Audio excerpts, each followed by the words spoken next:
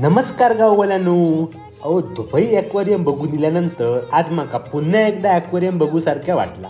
म्हणूनच मी आता इलेलो असं पिंपरी चिंचवड मधल्या सगळ्यात मोठ्या ॲक्वेरियमला. हय येऊन मी फक्त 100 रुपयाचं तिकीट काढलंय आणि पहिलं आयफिल टॉवर बघितलं. लय मोठं आहो. त्यानंतर हे काळ्या तोंडाचे युरोपियन बघून फिश टँककडे गेलंय. हयची गर्दी बघून माका मालवणच्या भराडी देवीच्या जत्रेचीच आठवण इली.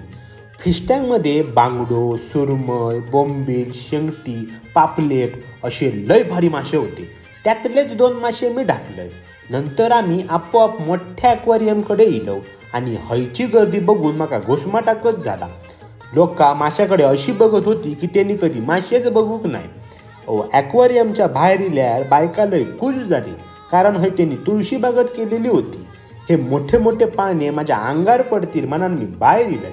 बरोबर ना गाववाल्यांनो? चला जाते आता घराकडे.